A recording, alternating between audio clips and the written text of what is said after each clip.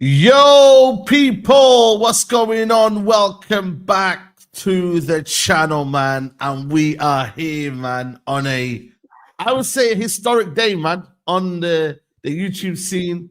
We have the return of Statman Bains. Statman Bains, welcome back. It really is like this here is like legendary. I've been doing YouTube on and off since 2020. The first ever guest show I went on, Statman Bains' channel back in the day. Ollie in, Ollie out debate. That was the first time I ever streamed with anyone other than myself. And this guy is a great guy. It's good to see him back.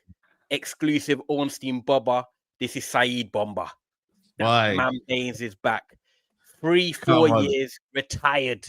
But he said, I love this beautiful game. I love Ruben Amorim. And he's back. Hey, I don't know about that. I don't know about that. He tried it. But nah, big up to you, Bainesy, man. You know what I mean? Completed uni. Mashallah, you know what I mean? You're doing big things and that. New channel as well, FPL Hive, alongside with Haj and Tyrone as well. So big things on that one. And maybe the return of Statman Bains' channel one day as well too. But how are you, man? All good, all blessed? Can't lie, man. I'm nervous. I don't think I've done a live stream in time. I told Ty I'm nervous. And the thing is, Saeed done me dirty as well. Statman Bains is back for the title, innit? Like, let's give you flowers, man. Let's give you flowers. Also, another thing I want to say, Go on. You see these thumbnails. Saeed trying to get me like posing for a thumbnail. I can't do all of that, you know. Like, bro, I asked him for a photo, He goes, I ain't got no photo, but just use this. And then I was like, bro, I'm going to have to use that, bro. Unless I use the old school picture. You know what I mean? Remember the one in black and white and that? Yeah. Like, I mean, that's why I use that one, but you know what I mean? I have to let people know, man. Statman Bains, man. You know what?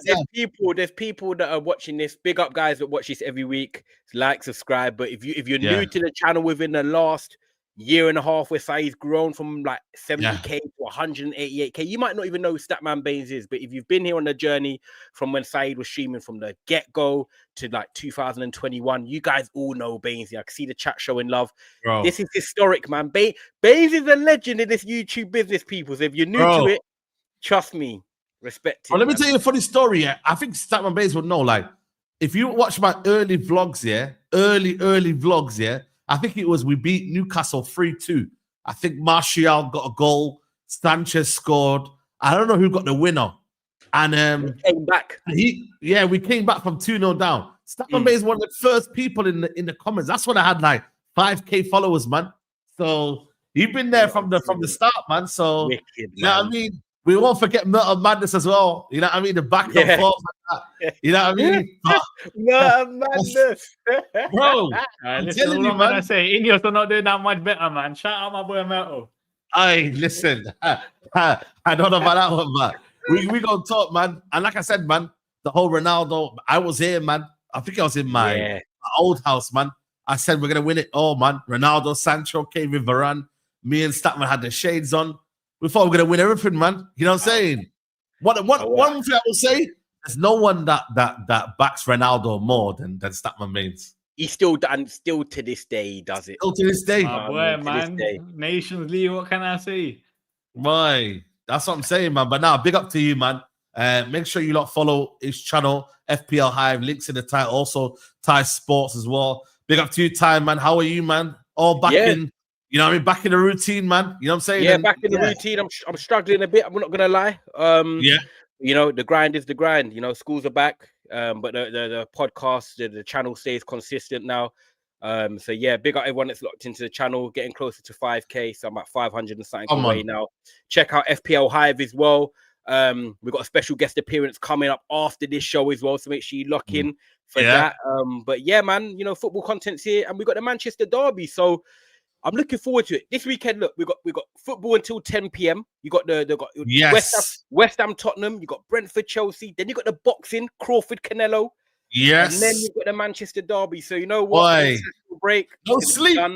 Yeah, no sleep. You know what I mean? No sleep, man. This weekend's gonna be wicked, man. So yeah, big up, man. Smash a like, everyone.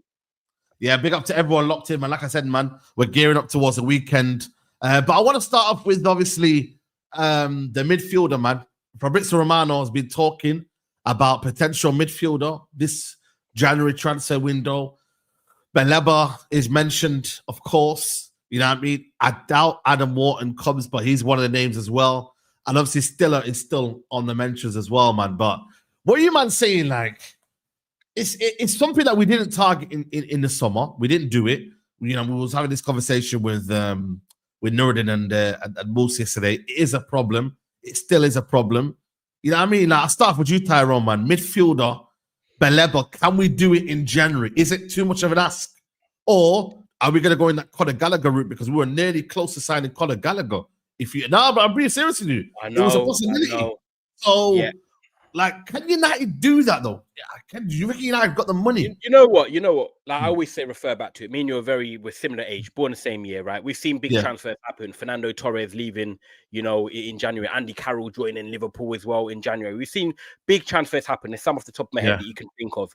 At the end of the day, if a player wants to leave and a club are struggling or a club are in form, it really all depends on the situation. Look, I think Hertzler on Baleba come out and done an interview and said he's been a bit unsettled by the situation. We've noticed as well, Baleba's form has not been the best, by the way, since he's come back this season. I still rate him, of course, but his form has not been the best.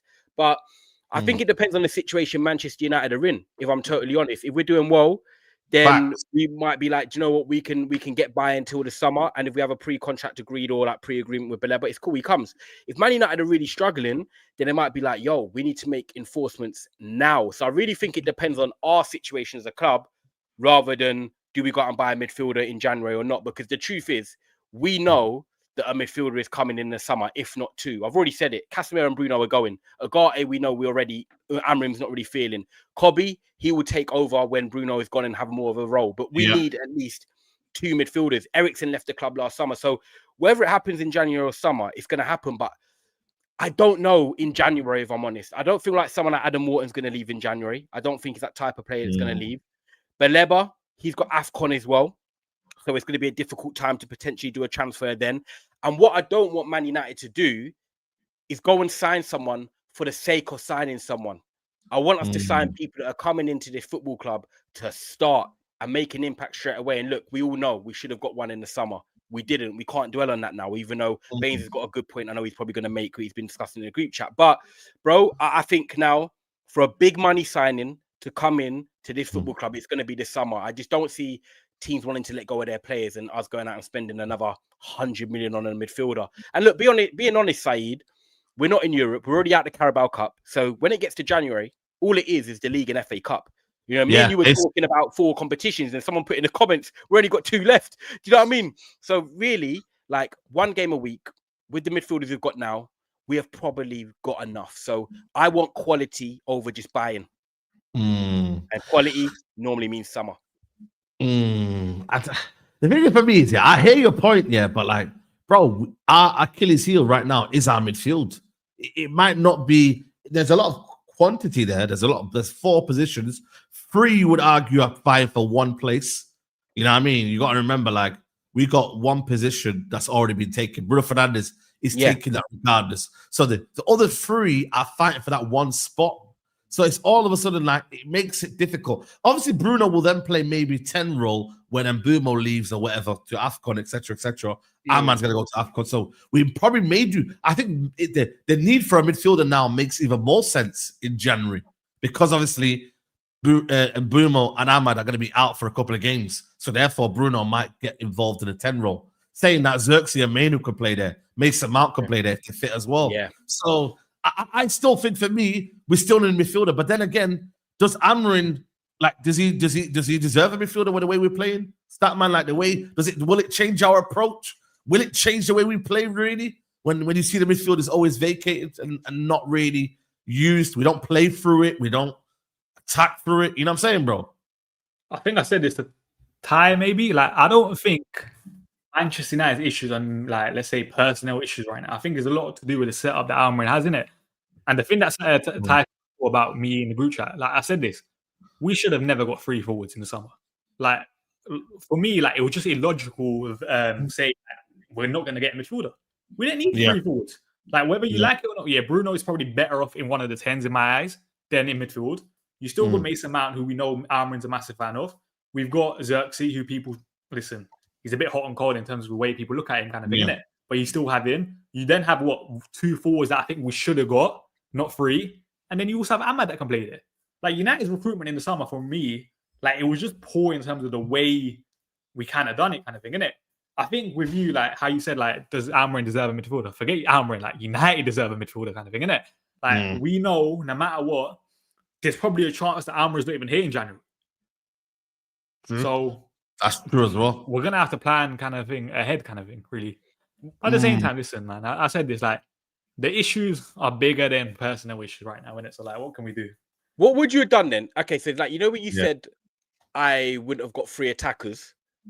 So you would have got 2 attackers and 1 midfielder. So if I was to ask you, what 2 of the attackers would you have got? Which ones would you have gone for then?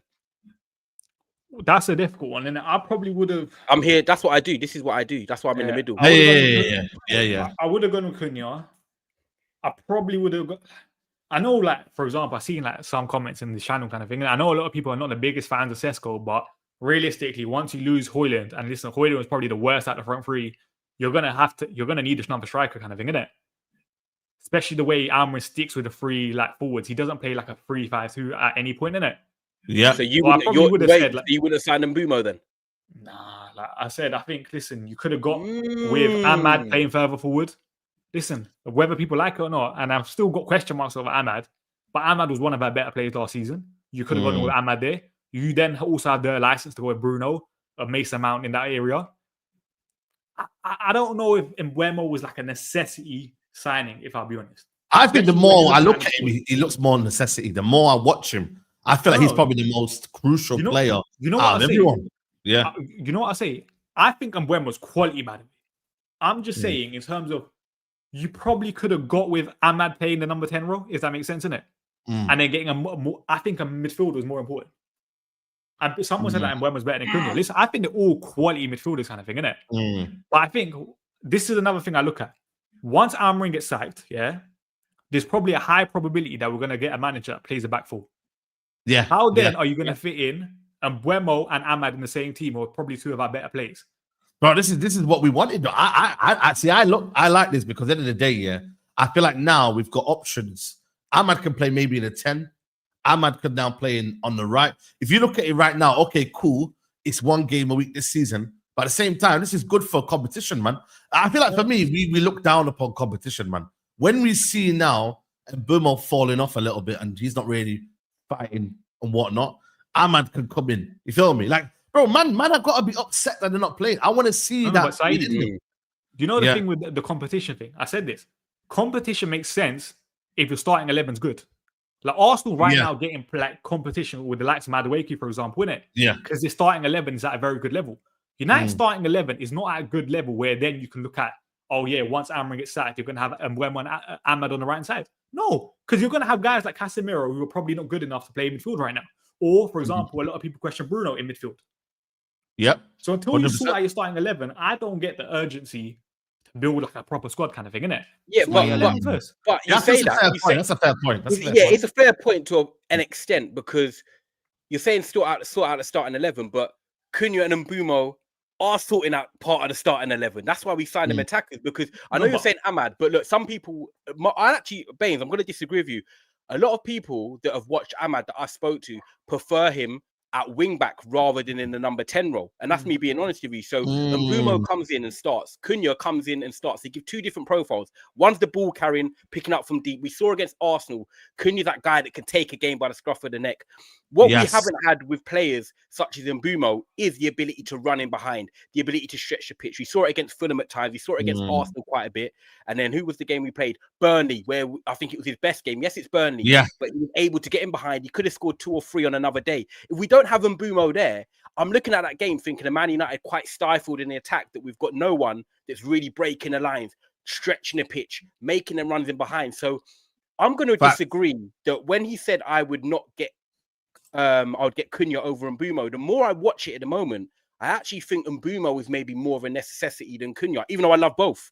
So I think we needed to get them attacking plays. I think what it was is that we got them attacking plays, but didn't actually also get midfielder. I don't think we can take away one from the other. We needed attackers. I've watched Rashford. I've watched Højlund. We're letting Ineos get away with it. So Ty, another thing I have a problem with as well, like I don't think our wing backs are anywhere near good enough. Like this is You don't think Ahmed and Dorgu are good enough? Well, at wing back, I don't think Dorgu's good enough at wing back. I think Dorgu, I'll be honest, I think I've seen slight improvement, for example, compared to last season in terms of my season. You're a my campaign. I look at Dorgu and I got questions. Are you flip-flopping again? Are you know what's going on here? Yeah. No, listen, you can't just switch over, Tyrone, because this guy said that. I questioned Dorgu from day one. You apologize, though, man. You apologize. No. I said I apologize, saying I've seen improvements, but he's not the guy.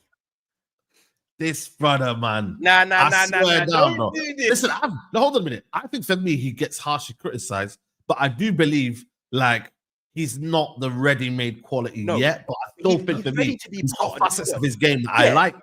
Yeah.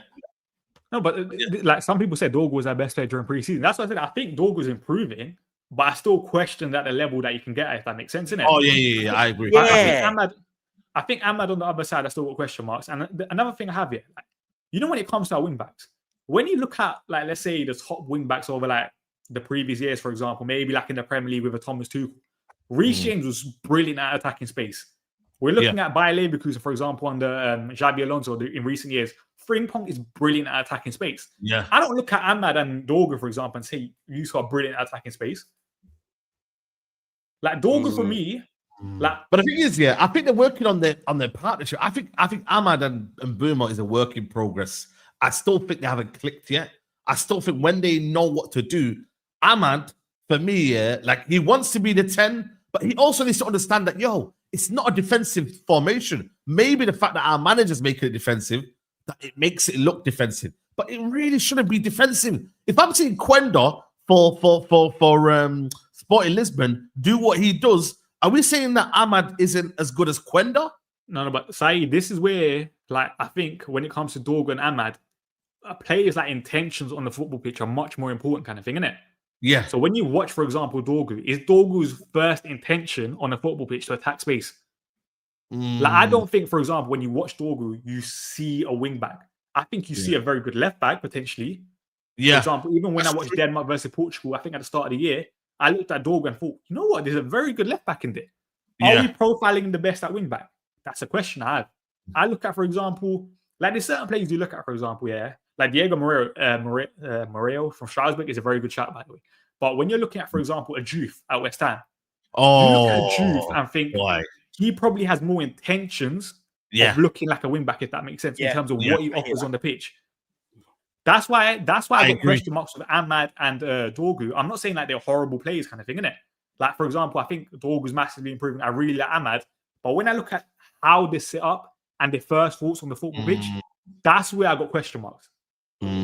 If you had the option now, then, like, if both of you had the option, just because I really rate Juve, by the way. If you had the option, if I gave you the option right now, right, swap them, Dorgu, Juve, would you swap? Yeah. Oi, that's you know what, Saeed, I think I would. I ain't gonna lie to you, bro. Diouf is quality. You know what I'm saying? He is.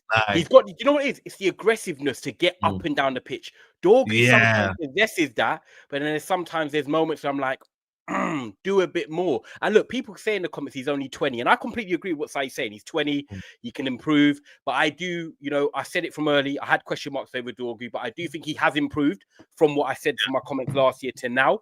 But when I look at it and thinking Manchester United getting back to the level we want to be at, do I see him in 3-4 years being that nailed on starting wing back?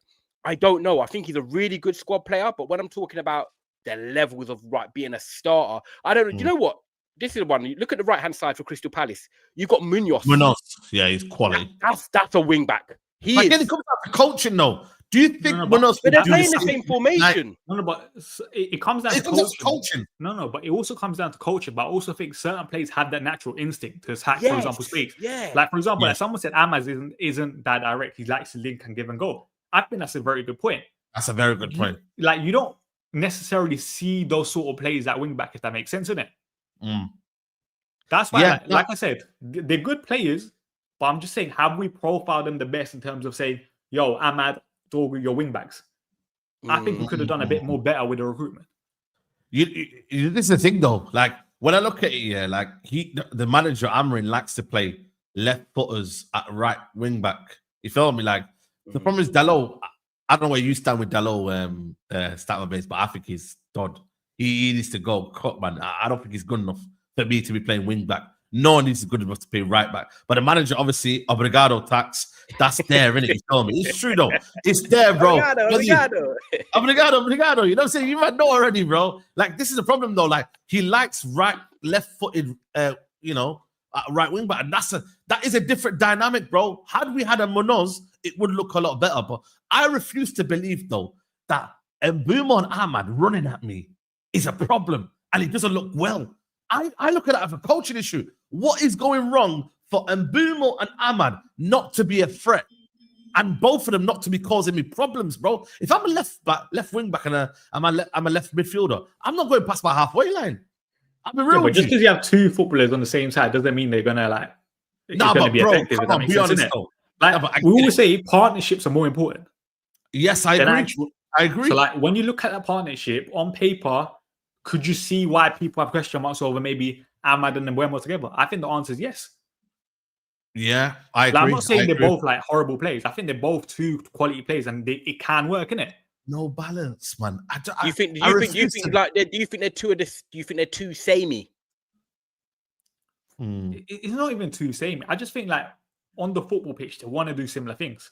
Yeah, that is samey. Yeah, that's what I mean. What? These two actually did well together. Ahmad and Anthony actually did well together. Do you remember when they had that? I know it's a small sample size, but they actually got. You know what I mean? I just think for me, it's I think it's the manager. I really do. You man will say, Tyrone, you're gonna, but I genuinely believe, it's all about your the way you kind of perceive things. When I look at Palace and Glasgow, I look at them and think that should never work. It should never work, bro. I look at him like, that should never ever work in that team. But it does, because he gets the best out of them. Yeah, and I think for us, do we get the best out of our players? Do we look at our players and think, man, this isn't happening. Why is this not happening, bro? That's what it comes. I get it, profile-wise, and certain qualities. Dogu might not be up to speed in terms of whatever. It might be a formation. It probably is. A lot of fans would probably say they want to go back to a back four straight away because, like you said, you're trying to squeeze Mbeumo into a right-sided 10, which he's never really played before, but he seems to be like the striker going the furthest up the pitch. You've got Ahmad playing at wing back. Lenny Yoro's come out and done an interview. I remember when he first signed, he said he prefers playing in a back four over a back five, but he'll do what he can for the manager. You've got Dogu, who, like Baines said, is probably better in a back four as well. At the end of the day, I feel like this system relies on having a few quality players in certain positions. You don't need quality positions everywhere, but Palace is the perfect indictment. You look at Glasner, he was one game away from getting sacked, and I remember that at Crystal Palace, and then he went and won, and now look at him, they're 15 games unbeaten. When you look at it, Palace don't have all amazing players, but they have a few starters in that team that make a real difference. You've got Guehi, you've got Munoz. You've got the whole back line's good. Mateta. Yeah, my whole back line's good. You've got Mateta, and then you've got Adam Morton. Good.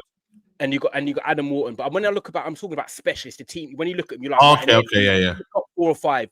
Mateta can hold the ball up. He can run behind. He's a bully. He's strong. He's physical. You got Wharton controlling like a Michael Carrick. When you play in a 2-man midfield, you are basically every week playing against a 3-man midfield because not many teams play a midfield team. When you've got the guile and the control of Wharton and the ability to slow things down, dictate play. Look at him against Aston Villa the other day. He was getting pressed a bit. He was just weaving out of the pressure. Me and you watched the game side. We spoke about it. He was oozing class. And when you've got someone like that who's basically one step ahead of the game when it comes to thinking, it enables your team to flourish in that formation. Munoz is great at fullback. Guehi is a leader. Adam Morton, Mateta. You've got 4 players at least that know their roles. Ismail Assar, to be fair, in this formation suits him to perfection because he's a ball carrier. He is strong. He can score. He can create. We don't have enough people that are specialists enable enough to do this formation because look, we already complain about the fullbacks. Yoro is the only centre back that I'm like, right, do you know what? He's brilliant. Mazraoui, injury prone, but he's good, but he's not a full wing back really or a he's more of a centre back in the system. Yeah, do you know what I mean? I've got a question then. He's not a centre back, so I've got a question. We've got a lot of concerns right now in terms of what we're saying in terms of the balance of the side, innit? So why are Ineos not getting enough blame in terms of the profiles of players that they brought in? But because when you see, for example, Dorgu, when for example, the question marks that we have over Dorgu, for example, maybe the front line. Yeah. You could have all seen this before we signed them. So why do Ineos get a pass? Because Amorim's not the one saying get all these players in. It's not like Ten Hag. But are they signing them because, look, I want it to work out for Ruben Amorim. We want Man United to win football matches. If it doesn't work out, we're basically they're more club signings rather than right. We're going to stick with a back three. You said earlier, if a new manager coming to this football club, we're potentially going to a back four. So then you said Dorgu already suits more left back. Mbumo can play right wing, whatever 4-2-3-1, 4-3-3. This team probably suits that more. So you're buying players not just for this formation. You're buying players that can potentially play this formation. That's what they'll hope, and also can play different formations. I don't think if we go out there and buy players that can only play in a back five would be suitable right now. I think we need to go to players that we feel like can be multifunctional. And I feel like they probably thought Dorgu can be like that. They think Mbumo, he can definitely be like that, right side of 10, in the right wing. Cunha, he can play on the left. He can play in a 10. He can play up top if we needed. I don't think that the signings have made have been set just for this formation. You know why then? Then, no matter what, I feel like the criticism has to go back on Ineos then. Because then you don't want to point Amorim. Because whether you like it, what I agree with. I think the appointment of Amorim was wrong. Yeah. Whether you like it or not, like, listen, Amorim's not a bad manager kind of thing, innit? But he's very, very rigid in terms of the way he plays football. He's not an adaptable coach like a Thomas Frank, innit? So every single, like you're saying, they're buying players for Manchester United. If you're buying players for Manchester United, you don't appoint Amorim because Amorim needs specialists in his position. This is why I say, like, no matter what, everything keeps going back to Ineos saying, yo, like, what are you doing kind of thing? Yeah, you know what it is though. I hear you in that aspect. Like when you deep it, like Omar Barada didn't really think through this. You get me? Like he didn't really think through that like, in terms of the 3-4-3, in terms of how that would be against the players that he's brought in. But I look at it and I still think for me though, the players that he's brought in are adaptable to most kind of systems. Like if you're looking at Mbumo, you're looking at Cunha, you're looking at the players we brought in last season. I really think the players now can play multiple positions, bro. Like, they're not players who are limited to one thing, bro. You see how Rashford, he can probably play left wing. After that, where are you going to put Rashford? You're going to put him striker? Where are you going to really put him? Like, they've got rid of him. Garnacho's only purposely a left winger.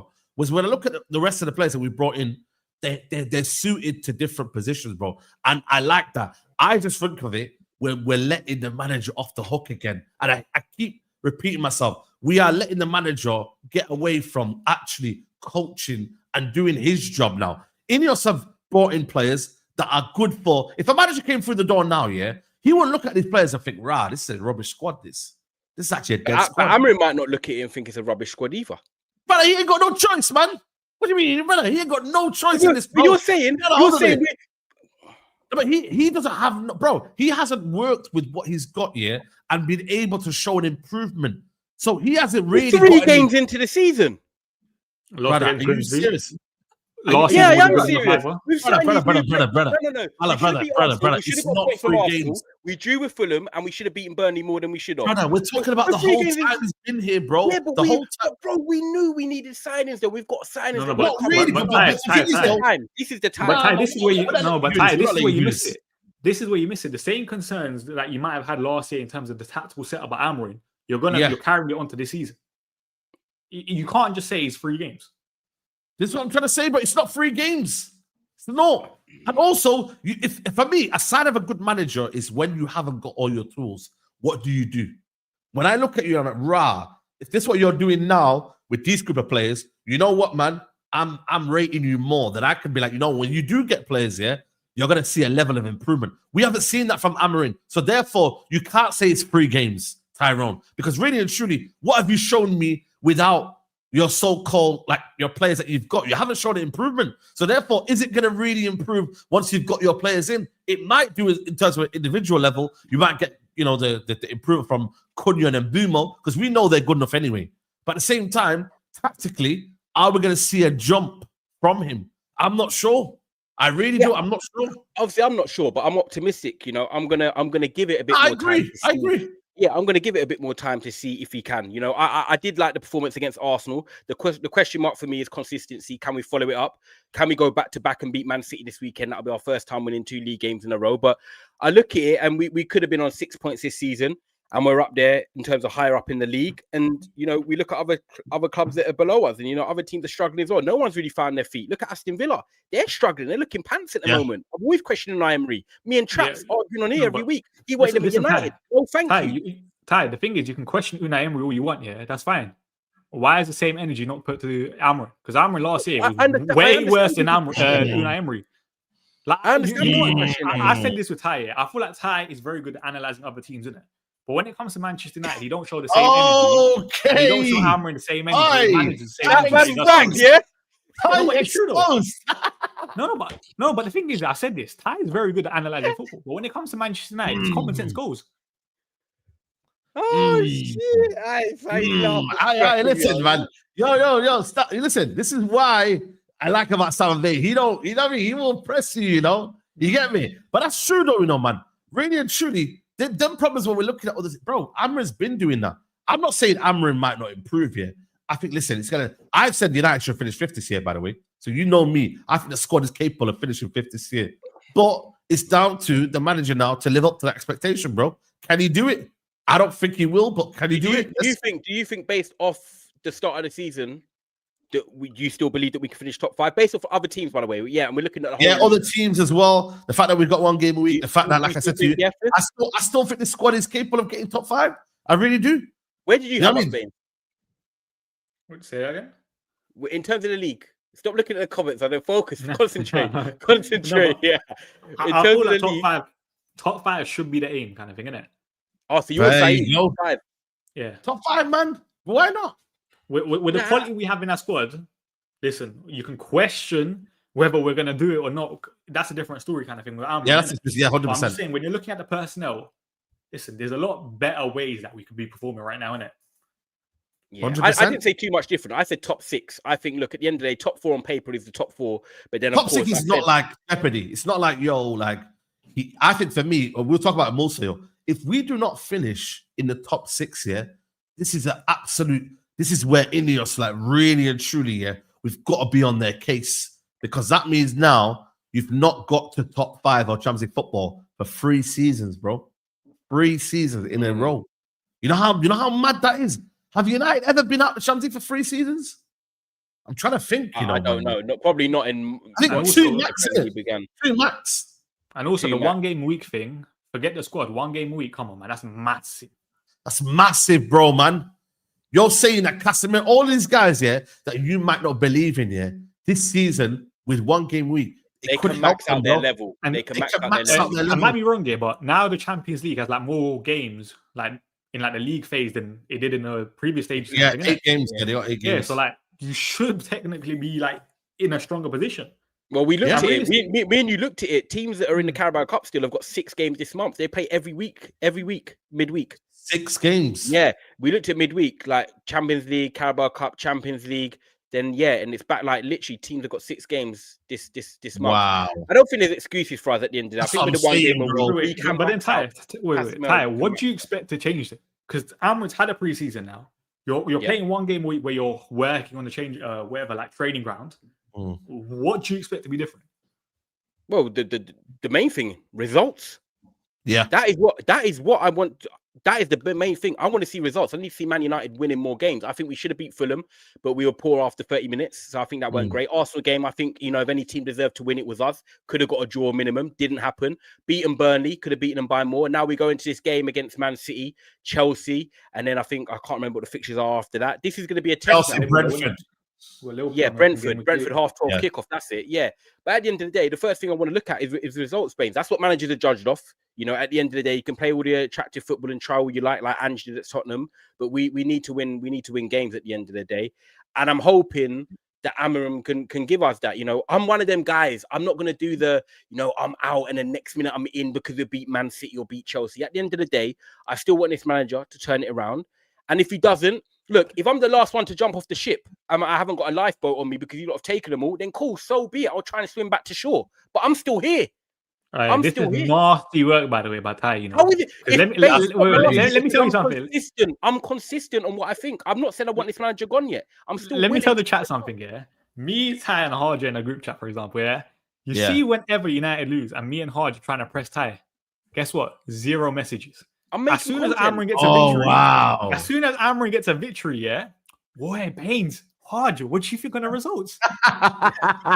this is why I say Ty is very guy like that. lying, man. I say, yo, come outside. Everyone, come outside. Car park. Yo, we're acting Ty, and he's sending us a link to his video. No, we don't want to watch a video. We want to press you in the group chat, and he's running. Yeah. I'm not. You know, I'm there to analyze the game on my channel. If you want to see my thoughts, you ask me there. I'm not doing back and forth in the group chat. Unfortunately, I'm a big. But you saw Ollie late. You saw Ten Hag late. You know, are you saying now? Ten Hag late. He was still Ten Hag in. Nah, he was 10 out, bro. Yeah, you were 10 out. By the time it came, I was accepting of it. I was accepting. Mm. Ollie, I saw late. I even said at times, you know, Ollie, I thought in that good season, I was like, we could potentially go very far in the Champions League because I thought it was a knockout team. Yeah, I did. Not the year I think we got knocked out of the group stage. It might have been the year before that. But look, I'm happy to get things later than others because I believe, you know, in certain things that I think the manager can turn it around. By the way, nobody wants to be right about this manager. Like, I don't say, yo, listen, I was right. No. I just see things a bit more earlier. I'm just like, yo, this is crazy. You're happy to say, like, I'm like that on players. I'm like that more on players than I am managers. I think there's certain managers like Mourinho, David Moyes. They were the two I did not want at the club. I hated them from day one. Hate's a strong word, but I disliked them a lot from day one. Ten Hag, I wanted him or Pochettino or Luis Enrique. I was clear on that. They were my top three. We got one of them. Didn't quite work out. Had a good little run. It is what it is. You know, with this manager, Ruben Amorim, I think the big thing for me, and look, it's maybe not the right way to look at it, but I do like I feel like Amorim sees what we see as fans, what he needs to correct and change, but yet he doesn't always do it. I feel like what he says are the right things. He's very honest. He's very transparent. He keeps it real. And I like that in people anyway.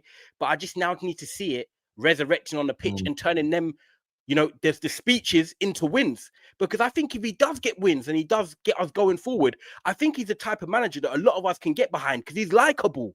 Like he is likable. He's not a dickhead. He's not one of them guys that you're like, I don't like him. He calls this. He's also a bit delusional as well. So I can't lie to you, man. He's like, yo, like what he says as well. Can you really take him seriously anymore now when he's saying, I wanna sack myself, I wanna leave, I wanna resign. Nah, but just, you know what I mean? But I get what Ty's saying in terms of Amorim is like he's a bit more like personable than Eric Ten Hag kind of thing. Yeah, I get it, man. I hated Ten Hag. I don't hate Amorim. I just don't think he's good enough for the job. But I think when it comes to Ty, when it comes to Ty, I said this as well. I feel like Ty's hope is a lot on like if buts and maybes kind of thing with Amorim. Yeah. Whereas we're saying Amorim hasn't shown us anything. That's why we think he's going to fail. Whereas Ty is just like. I mean, it's the hope, though, isn't it? It's the hope that you know he'll turn it around. You get me? But the hope has to come from somewhere, kind of thing. And I never see where it has to come from like some sort of substance. Yeah. Well, we've seen spells, and you know what? I think in terms of chances created and chances this season and whatnot, we're very high in terms of the league. It's about putting them away. You know, let's put some context into that. Yeah, we're top for XG, but a lot of the XG has been created by 2 penalties, and a lot. I think most of our XG came against Burnley, innit? Nah, so like, come on, we should have scored against Arsenal. I'm not doing that. I'm not doing that live on there. I'm not saying that. I'm saying most of our XG came against the game against Burnley, innit? So that's what I'm saying. Like, and we've had 2 penalties this season. Fulham game was flat. Fulham game after 30 minutes, I admit, was poor. You know what it is. Are we? So what are we saying? Are we like one midfielder away from like looking at this team and thinking, yo, it's a serious team now here. Like, if we get Baleba in now, in the January, we put in a bad boy bid, 100 million, slapped it on the table. Are we looking at this team now and going, you know what, boy, this is a serious team now, bro. This is a lot of investment being spent. There's no excuses now. Or does Baleba really solve the issues? Like when you look at Baleba, guys, like this is why I prefer Wharton over Baleba. I've said to you many times, innit? I don't know if Statman agrees with me. I prefer Wharton because I prefer a bit more control. But I do see the qualities in what Baleba can bring us, his drive with the ball. But he isn't necessarily someone in this system that will just sit and just... Because I think for me, he will lose the ball. Because I've seen it for Brighton. He'll lose the ball and then, vacate that position. He's not someone that will sit and just be there. He wants to go forward, man. So I put the question out there. Is Baleba the answer? Is he the one you're looking at? Statman, I start with you. In January, that we should be getting and spending that 100 million on? First of all, I don't think it will happen in January, innit? And I also do agree. I think Adam Morton's a more of a rarer profile, if that makes sense, innit? I feel like you can get a version of Baleba, maybe not the same quality, but you can get a version. But I don't think you can really get Adam Morton's quality kind of thing, innit? But listen, like I said, you can add a midfielder. It don't change anything.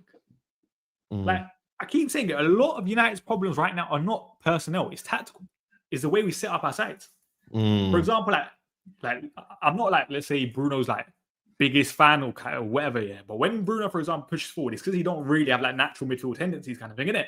But then midfield gets halved open. Like I feel like no matter what you do, yeah, like we're still gonna struggle in that sort of area just because then like it's just we press in we defend in a 5-2-3. Like, do you not understand how easy it is to kind of like bypass that midfield? Yeah, that's so true, you know, man. It's so true. This is another thing I said as well, yeah. You know, that sporting game against Man City. Yeah, they should have been battered in the first half 5-0. Yeah, I know. Everyone loves talking about that game, innit? But I remember I said this to one of my boys in the group chat, Jason. I said to him, like, that game was massively overhyped in terms of the way people looked at Amorim. That first half, for example, Amorim got battered. Yeah, he did. Got battered. City had a lot of chances in that game, innit? Which is why I'm saying the same struggles are still apparent. But at the same time, Amorim showed slight flexibility in terms of he dropped one of his midfielders back a bit in the second half, making it a bit harder for Man City to break them down, innit? Yes. And we saw it in the second half. He comes to Manchester United, and like all managers, they just lose common sense. How many times do we see like a midfielder or like the front three dropping back to then create that 5-3-2 shape? We never see it. Yeah, that's bro. You got a good point there, man. I think for me, no matter what we do, there will still be gaps in that midfield, bro. And I feel like United, as I say, it comes to, like you said there, it's not a personal issue. It's more of a system and a way how we approach it, bro. Like that's what I'm saying. Like why? So even if we have Baleba and Wharton, you don't think you'd see a difference? First of all, it's a very hypothetical kind of like question. That is like I doubt they'll ever play with each other. You know what I mean? So okay, so two of the profiles. Then, so one's more. Let's say we've got Stiller and a Baleba. Stiller and a Baleba. I've not watched a lot of Stiller. I don't even Statman has, but we will look better. We will look better because they're better players than the people that we have right now in midfield, innit? But at the same time, I still like I said before, I feel like there's a cap, especially in terms of like we're seeing with the front three with better players. There's still a cap in terms of what we reach under Ruben Amorim. Does that make sense?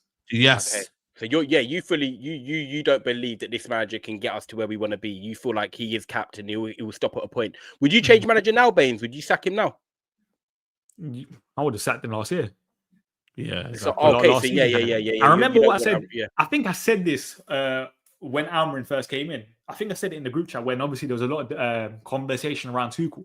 As soon as you appoint Amorim, you're pretty much having full faith in Ineos backing because you knew what Amorim needed, innit? You knew what he needed. Yeah, you knew what he needed. That's why when everyone backs Ineos, I'm like, it all makes sense to me, innit?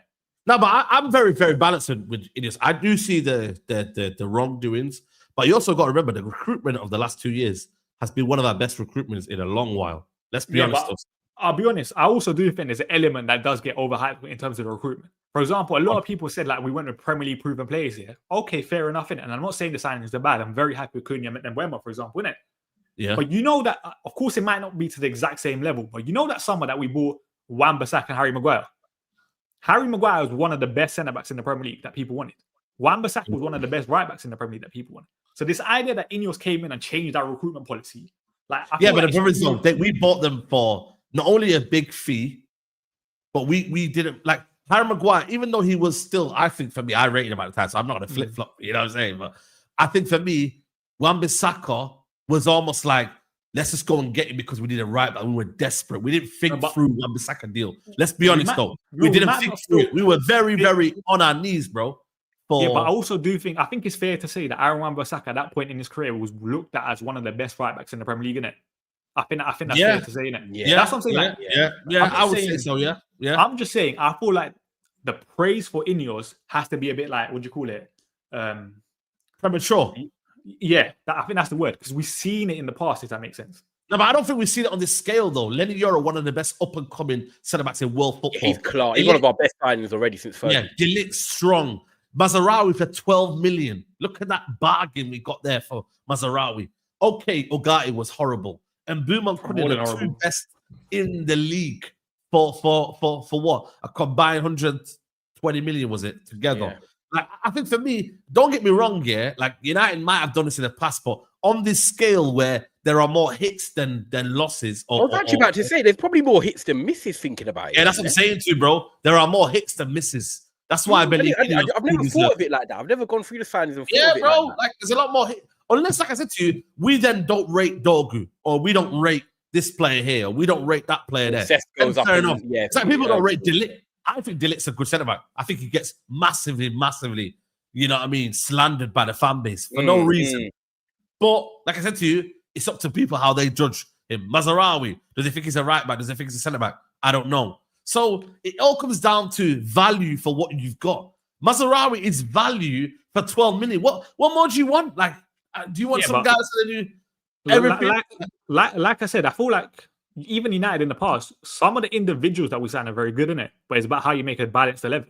For example, I think I said it to Ty at one point when I think I sent a tweet or something in it, and someone said how in our starting 11 you're looking at Mbeumo, Cunha, Cesco, Bruno, Casemiro, all players that want to play football very, very quickly. I mentioned it to Saeed. Yeah. So it's very fast football. Like the turnovers are high. Yeah, they are. That's what I mean. Like you're signing very good players, because I'm like fans of, like, let's say every single one individually. But then, are you making a good team? Are you making a balanced starting 11? I hear that one. Now, that when I saw that tweet, that was the one that made me. I did say to Saeed a few weeks ago. And I thought that was the first tweet when they criticized and maybe looking at it as a whole. I was like, do you know what? It's true. Casemiro wants to get rid of the ball quick, not a controller. Bruno gets the ball, releases it. Ahmad, quick in transition, once they're sort of give and go, is quick. And Mbeumo on the end of things. Cunha, a ball carrier, but like it is fast transition. Cesco, we don't really know much about. So we're going to talk about Cesco as well in a second. I'm good. And this is why I do look at Man United, and I think my concern is I think we win more games than last season. Of course, that's a no-brainer. We can't finish 15th. We have to win more games. If we're going to finish top 5 or top 6, we have to. But my problem for Man United is how we win games. Because I don't think the midfield has that control like we're talking about Adam Wharton. The players that we've just mentioned, that tweet is bang on. The fast turnover of players that we have in them forward lines and in them moments, we're not going to control games. We're not going to really pin teams back, you know. And games that we have, they are going to be end to end a bit, you know, up and down. The Brentford game away from home, we can see that already being that sort of that game where both teams, it could be 3-3. You know, 12:30 kickoff, anything can happen. And I think that's what it is for me. Man United will win more games this season, but the manner of how we win games, I'm never relaxed. I want to be able to enjoy my team 3-4-0 up. It's always 2-1, 3-2. I'm waiting. You haven't done that in a while, bro. Like probably Ollie days. We beat Everton 4-0 last season, I think it was. Even that game, Amrin came out. I remember that Everton first had chances in the first half. And then man had chances, bro. Do you get what I'm saying? It was one of them where we killed the game off in the second half when Rashford scored, I think on the 46th minute. The game was dead. Everton gave up after that. But it weren't sustaining. That's what Amarim, my manager, needs to sort of put into this team of winning games, but having an element of control and being able to calm it down.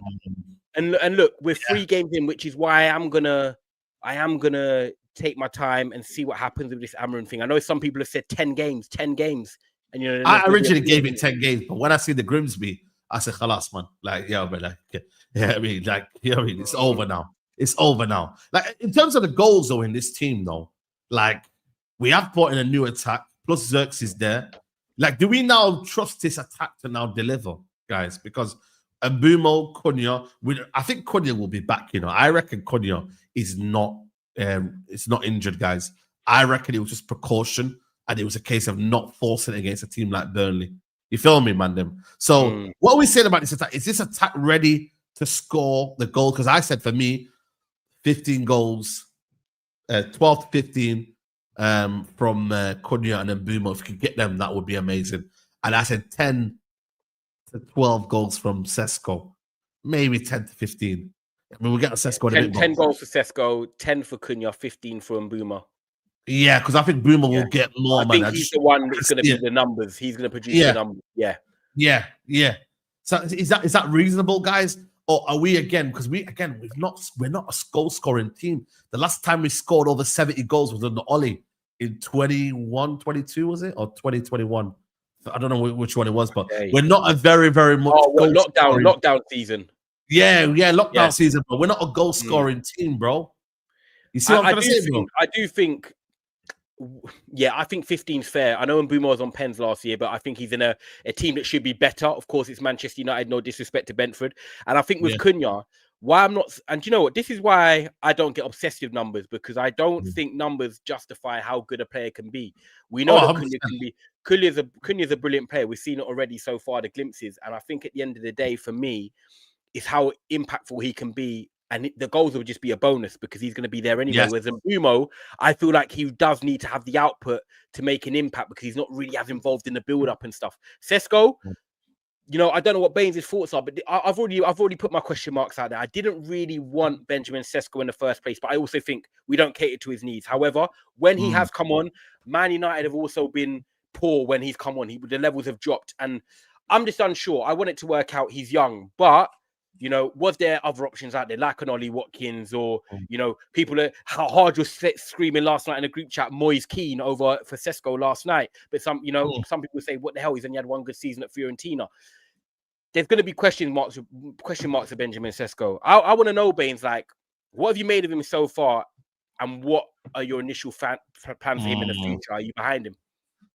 I'll get on to Cesco, but I think he said like 15 goals for Mbeumo, you said? Yeah. Yeah.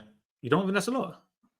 It is a lot, but the problem is what, like, am I gonna say like this team like he's not on penalties, he's got 15 last year for Brentford, who are set up a lot better than Manchester United. Yeah. So this will go less than 10 goals. No, I'm just saying I think like 15 is a very big target for him. He got 19 10 for all three? Is 10 for all three fair? I don't know. I'll be honest. A lot of it depends on Almiron kind of thing, innit? I don't rate Almiron. That's what I'm saying, bro. It all depends on how. Mbeumo got 20 goals last year, 15 non-penalty goals, and everything. Or not. I'm not gonna say everything for Mbeumo, but the team setup was a lot better. Yeah. I don't. Without Premier League and whatnot. Yeah. Yeah, but we say all comps like. We've had good FA Cup runs in the past, so we will take that. But don't get away from it. Cesco Baines. Yeah, Cesco. I said this like I feel like people are slightly harsh on Cesco, innit? Facts. Like, for example, you're looking at. Actually, you know what? There's two ways to look at it. You're looking at a young striker coming into Manchester United who are the graveyard of talent kind of thing. Do you expect Cesco to develop how you would have expected maybe at a different club? The answer is probably no, because we just don't trust Manchester United. We've shown throughout, like, listen, we've had good players in the past, kind of thing, innit? Some players with a better talent than Cesco who haven't hit the same levels, kind of thing, innit? But with Cesco, I said this, like, there is an element where you can see the logic behind the signing. Yeah, like his physical profile is very, very good. There's a lot to work with, kind of thing, innit? You're looking at Cesco as well. Very good ball striker. His touch is not as bad as people make out. Like a lot of people said, like also like the Højlund comparisons are. No, they're overboard. Cesco is coming at a much better level. Also, I feel like a lot of people, like Harge included, for example, look at Cesco's goal record, for example, isn't it? But I feel like context gets missed on Cesco quite a lot. For example, one of the things like Harge said yesterday in the group chat with me and Ty was Cesco over the last 2 or 3 seasons hasn't hit 15 goals in the league. He hit 16 at Salzburg when he was, 19? Context has been put in. If we're looking at minutes played, Cesco 2 seasons ago for Leipzig, I think, got 14 goals in what would have been 17 per night. So if we're looking at minutes played, it would have accumulated 17 games kind of thing, innit? So Cesco's goal record is not as bad as people make out when people say, oh, Cesco's never hit like 15. It would have been the equivalent of 14 and 17. Yeah. Okay. So it's not as bad as people make out. And also, like, anyone that's known or like kept an eye on like young talent would have known Cesco throughout a very long time, kind of thing, innit? Because I'm pretty sure there's a video that I made with Flawless back when I was doing YouTube that said Cesco was a name that was linked with United when he was at Salzburg, and I said United should go for it. That's why, like, listen, I think people are a bit too harsh on Benjamin Cesco, I'll be honest. Yeah, bro, if I look at him at 22 compared to Gyökeres at 27, and I don't know if he's been watching Gyökeres, but boy, like the ball is bouncing off him. It's not looking very clean. Like I'm just looking at Cesco's game, and I still think for me, technically, like he looks a bit more secure, man. Obviously, the goals are not happening for him right now, But my question is, is the manager going to dodge this for a while now? Is he going to just, because you know when people say, oh, he's protecting the player, bro. I don't think he's protecting Cesco. He likes Mason Mount. He likes Mason Mount, bro. That's my question. Does he love Mason Mount more than he wants to integrate Cesco into the team? Ooh. That's the question now. All of a sudden now Mason Mount is fit and he's ready and he looks sharp. And apparently his injury is not as bad as what people think. And if he's ready in the Manchester derby, he's going to play him. And there ain't not many games. Like, guys, you got to remember, there's not many games this year, though, to kind of rotate. Like, I get it. You know, Cesco. And I just throw a caveat to you, Saeed, quickly. In terms of, because it's City away, if he went with Mason Mount and Boomer and say if Cunha was fit, I kind of get it because we're away from home. I kind of get it for that game. Yeah, I understand. But you mean sort of after that, if Cesco's after that, bro. Like against Chelsea, I would want to see a Cesco against. Yeah, I hear it. Home, where the crowd is rocking and you're at home. You know, against Brentford. Do you think Cesco's going to come? Do you think Cesco's going to get in starting games? He bought on Xerxes the other day because he bought the legs. Not in the immediate future. Not while obviously Xerxes fit.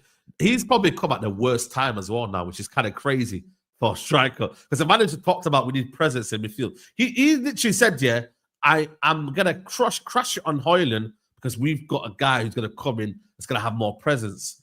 All of a sudden now to then revert back to Mason Mount, bro. Now that's something for the short term. No one's here saying that we want Mason Mount in the team, bro. Nobody's saying that, bro. But you can hear it from a tactical level. But really and truly, guys, man, is there a need for Cesco to be playing? Let's be honest. Mason Mount to be playing in this team. Is there? There's not a need for it. No. I think Cesco needs to get up to speed and obviously get them opportunities to start. I personally felt like he should have come off against Grimsby, and then the perfect game to him start was the Burnley home game. That's what I did think. He was going to start Burnley home. He didn't come off the bench. Xerxes came on when Cunha got injured. Yeah. But I do think, look, I'm not concerned yet, but after the City game, when I do think, right, players have had another more week of training, the fixtures do change. We've got Brentford, we've got Sunderland. If Cesco is not starting them type of games, I'm going to be questioning, was it a club signing and not a Ruben Amorim signing? Because at Ruben Amorim, there was potentially news about Gyökeres. There was, Liam Delap was the first one we spoke about that, you know, the club definitely did want, or Ruben Amorim did want, actually, by the way. So, like, Cesco wasn't really the name on the lips of Ruben Amorim. So it's like, is he making a point? I think it's like, you know what? The games have been a bit rough. Man United have needed to win. He'll come in after the City game. But, bro, if we're at the next international break and I've got a talking and he's not started, then, I would be quite concerned for Cesco because he's gone from being a regular starter at Leipzig with Lois Openda to coming off the bench for Man United and also competing with Joshua Xerxes to come off the bench because at the moment, Mason Mount's starting. So we've not got just one striker problem. We've potentially got two striking problems because Xerxes then competing with Cesco to come off the bench. So that means one of them is not going to get any minutes. I don't know. It's interesting, man. These are the sort of things that now, you know, it is here. It's good problems. But is it good for Amorim? No. Will he get it right? No. That's the problem. Is, you know, some people take advantage of good problems. They like it. They know how to adapt. They know how to find game time. Like I feel like they'll thrive in them environments. Can Amorim thrive in a team that where he needs results to know when to bring players on, or will he go panic mode and do what he did with Maguire, bringing him on last minute and whatever? Do you get what I'm trying to say? Like. I don't know if this manager can really fundamentally look at his team and be like, I know what's best for this. I know what's best for that. I don't know. I really don't know. The proof will be to put in the next 3 or 4 games because they are crucial games. Man City, Chelsea, Brentford, and then I think Sunderland as well. Last game of the season. So we have to be winning minimum 2 and potentially beating Chelsea at home or trying to. So and City, do you know what?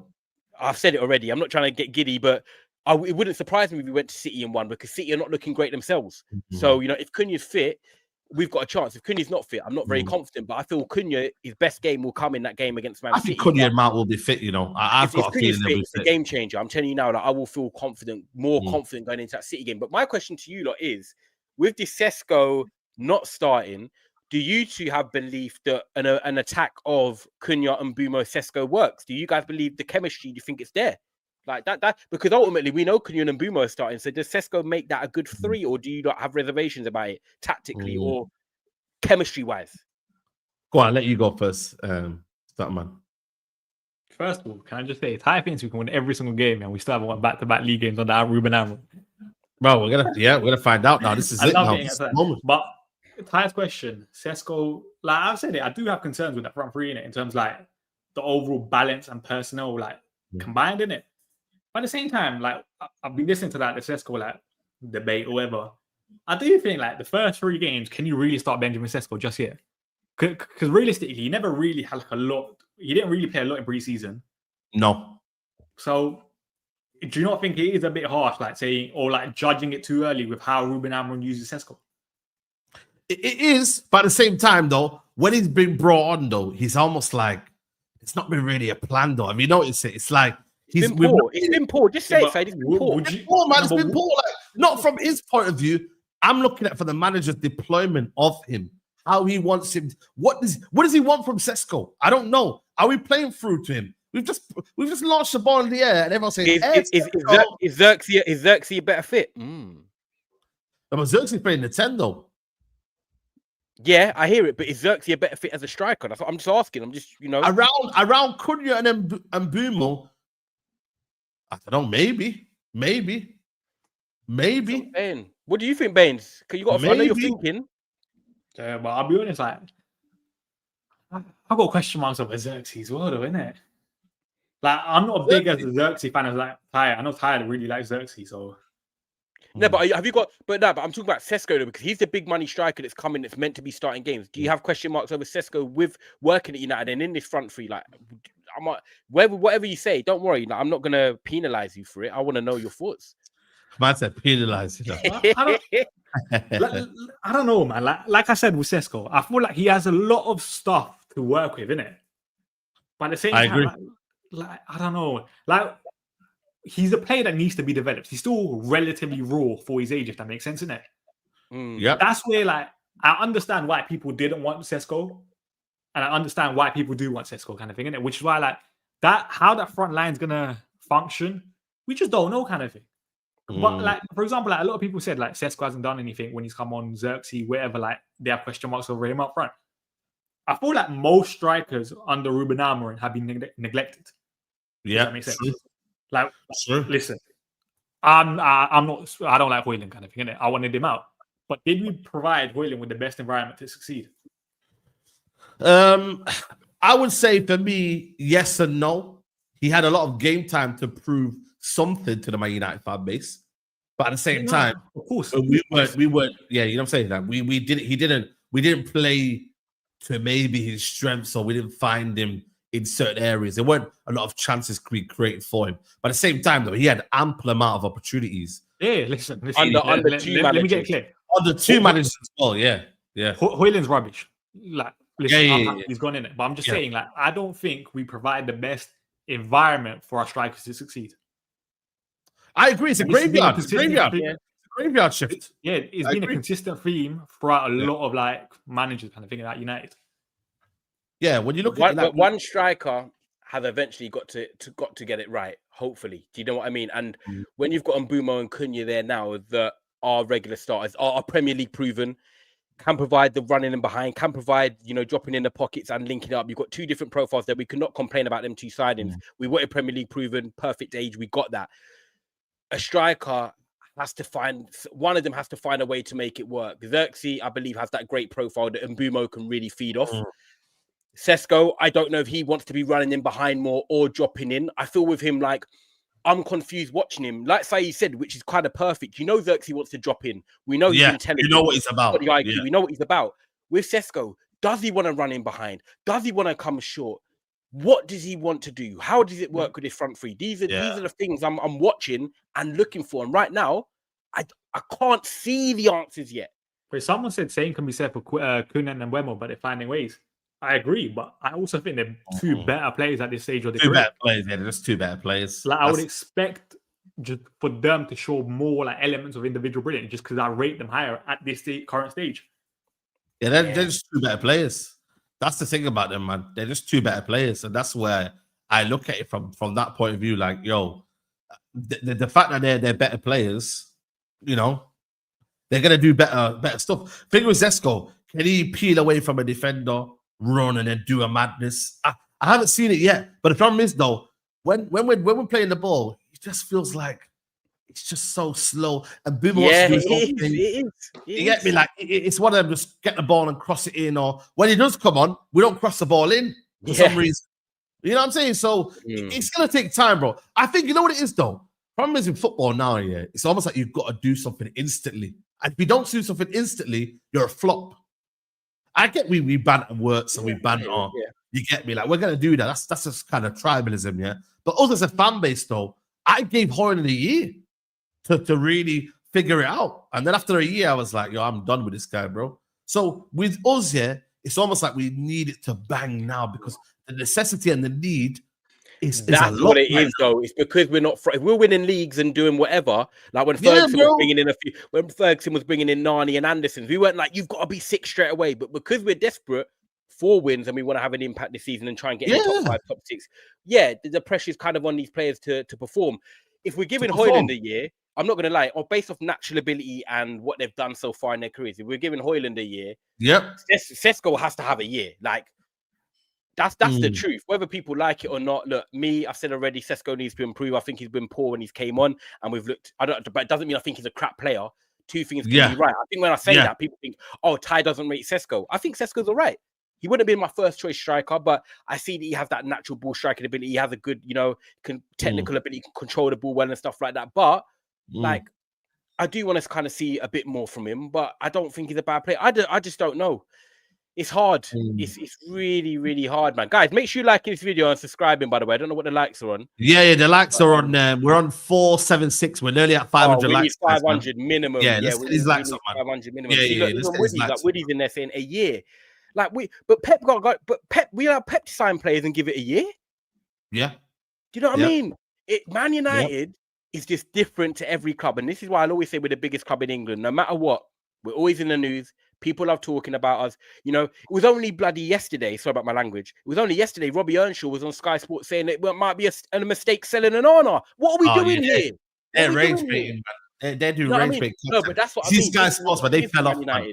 They fell off, man. Giving someone time, and then, and I'm not saying give me a year to show me something. No, Cesco could definitely show me something in a year, but I'm saying I'm not going to say we've got to get rid of Cesco straight away. Saeed saying he gave Hoyland a year and then show him more before making up his mind. And look, Ineos have come out and said the same thing. 2-year plan. If we sign you and after 2 years you're not cutting it, you're vulnerable. And I hear that. I'm for that. I'm cool with that. If you want to be a big club, and want to show the right intentions, if you're here and you're playing well, you deserve to stay. If you're not, bro, it's time to go. Time to go. Simple as that. Time to go, man. End of the day, you've got to produce, man. End of the day, I'm saying that's just the reality, man. Like I said, I don't know the way United return back and how we are going to be, but them next 4 games are going to determine, or they're going to say a lot about where our season goes. If we go out of that, I think for me, if Amrin gets out of them 4 games, I reckon he beats. Let's say he gets 4 out of 6 against Chelsea, and then beats Brentford and then Sunderland. I reckon he's on course to finish the season, guys. I ain't gonna lie to you. I reckon this is how big these next 4 games are. I really do. What results do you think make it a bad? Like, because if we lost to City and Chelsea, which are the 2 next games, do you think he's under? There you go. Then I think he's chopped. He's finished. I ain't gonna lie to you. He's in trouble. If he actually goes through it flying colours, he gets the benefit of doubt. Anfield away and then going into. But do you think the board are looking at it as City away, Chelsea home? They're 2 games we have to win. Like, no disrespect to, I'm not trying to downplay Amrin, but when you look at it from a board situation, you're going to City away. How many times in the last 3-4 years do City? You know what? I'm beating against them in about 4 or 5 games now. We haven't lost to them. Yeah, no, I hear that. But take that out of it. I'm taking that out of it. Just think it's City away. I know Tottenham got a good win there, but it's still City away. City, Arsenal, Liverpool. You're looking at the top 3, right? If you lose them away from home, I don't think the board are going to be like, right, he's lost to City. Strike. Do you know what I mean? If we got battered 5-0, 6-0, then it's the manner of the defeat. It's different. But saying, I've got to be real with you. If we lose to City, I think that's just, it depends how we lose. I don't think if we lose to City, it's of course, if it's how you lose, Chelsea, the manner. That's Chelsea's the one where you look at it a bit like Arsenal, where well, not even Arsenal actually, even easier than Arsenal because Chelsea thinking we could win on our day. We've beaten Chelsea on our day, but do you know what I'm saying? I don't think it's two of them games and he's on the. I don't think that. That's me personally. I don't know what Baines thinks. I think pressure will be like high because that's 1 win in 6 then in all comps. When you look at it that way, you can't be 1 win in 6 for Manchester United as Manchester United manager. Going into Brentford, then going into Brentford and Sunderland. That's crazy. Yo, that's mad. So we really should be getting points out of Chelsea and Man City. Then we should be getting 4 out of 6 minimum. You need something against those two. You can't be 1 win in 6. It's disgraceful. Yeah. I actually agree with that, because then you go into it's a Brentford game, and you know what I mean, like 12:30 kickoff. It'd be a must win. 12:30. I mean, it's a madness, bro. It's actually a madness, man. So I hear him, and that's why the Manchester derby, they can't lose 3 in a row, surely, and we surely get 2 in a row, right? They lost to Brighton, didn't they? Yeah, Brighton and Tottenham, man. So I don't think they've lost. Pep Guardiola lost 3 Premier League games in a row, by the way. Yeah, it must have last season. Last year, they were losing. No. He lost 3 in all competitions, but I don't think he lost 3 Premier League games in a row. He might have got a draw out of one of them or something. That's what I'm saying to you, bro. Chat. Let me know, chat. Has Pep Guardiola ever lost 3 Premier League games for Man City in a row? Let me just quickly check. Let me see. I don't know,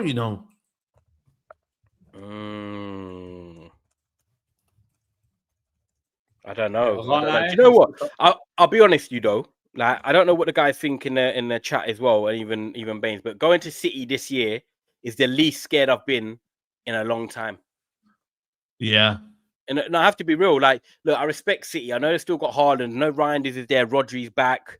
They're still Manchester City, and on their day, they can beat us comfortably if they want. But going into this game on Sunday, if Cunha is fit.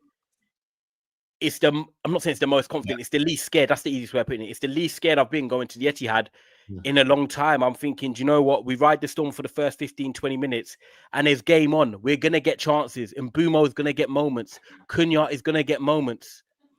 For me, guys, as much as you might not like Amarim, we beat them last year. Ahmad Madness. But I'm not scared of going to Manchester City. Bring it on. Yeah. You know what I'm saying? The boys in blue, Nino, the sirens ain't coming. Yeah. Listen, I think for me, you're in Manchester side. I don't know what the feeling's like for Manchester fans. No, I think listen, United fans. I think for me, I'm confident, bro. I ain't gonna lie to you. I'm not fearing Man City. I'll be honest with you. I don't look at Man City and I'm like, yo. And apparently, Mamouche is out injured again. I don't know if you've seen that. Mamouche. Oh, okay. Let's just say the knee injury. City Extra just reporting it right now. Breaking news: Omar Mamouche has sustained a knee injury.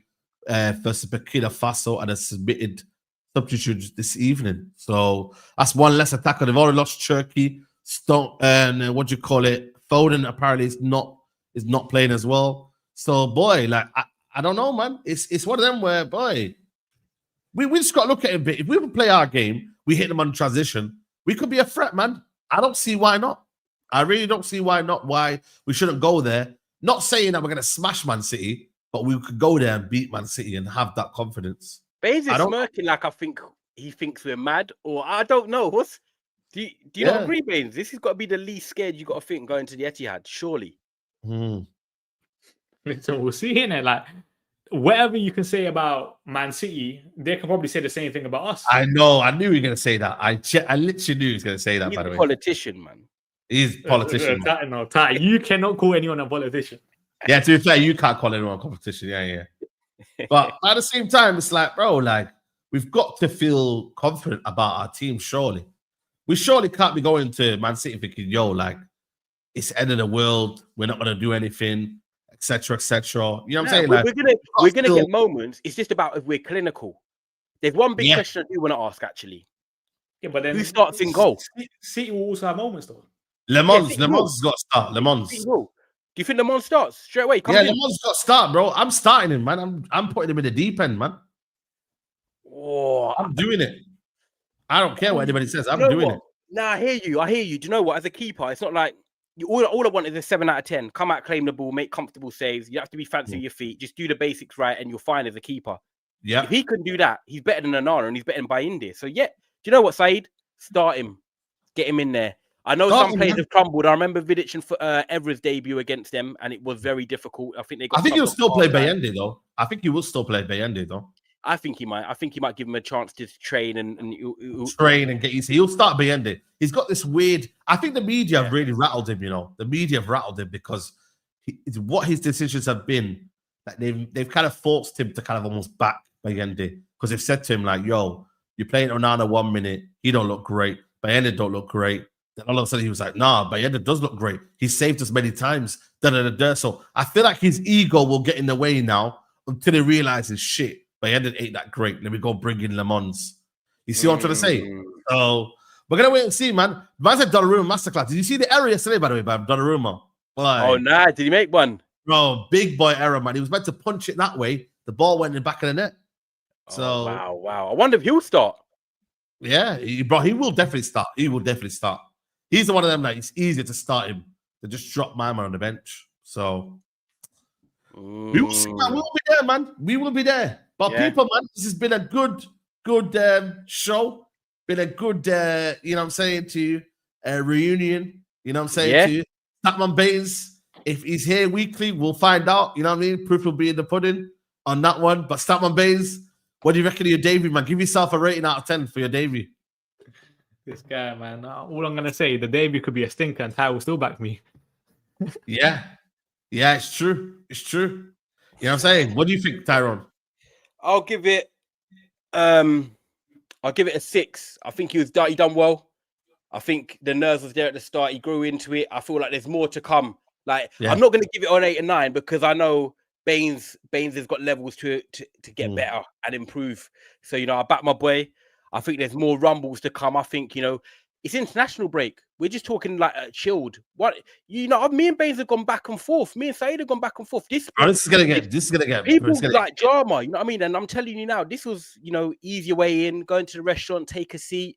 Trust me, mate. When the food starts running late and I'm asking the waitress what's going on, we'll find out. So hopefully Amrim can deliver results, and then I can put Baines in my oven, and we'll start having some heat. Wow. Man went from van to oven now. Is it oven now? Yeah, for the last 3 years. Van to oven. Come on. Yeah, but now, you know what? Big up everyone, man. It's good to have Baines back now. Love the boy. Big up Saeed as well for obviously having us on every Tuesday. But yeah, man, make sure you're subscribing. Make sure you like the video and that, and show love, man. And then check out the video after this. Yeah, listen, we're gonna redirect you to FPL Hive, man. You get me? There's a special video where Baines, what are you doing, man? Are you going through? Who are you going through? Fantasy. Your FPL team, innit? Yeah, my FPL team, people. So, Jamal's FPL team live. There you go, man. So go head over there now. We're gonna send you over there. Big up to you, Statman Bains. You get me? Are you gonna be back on your channel, or is that just dead now? Is that what I'm saying? No, we're focusing on FPL Hive, innit? If you enjoy FPL, go watch. There you go, man. There you go, people, man. Obviously, Tyrone as well, Sports Talk. He just released a video about Nuno being sacked, and obviously my man Ange Postecoglou as well getting the appointment. You know what I mean? That's crazy, man. Nuno getting sacked before Amorim. It's mad. It's absolutely mad. But yeah, guys, head over right now to the premiere. It's live right now, people. Head over there now. I will see you over there. Take care. Bye-bye. Peace.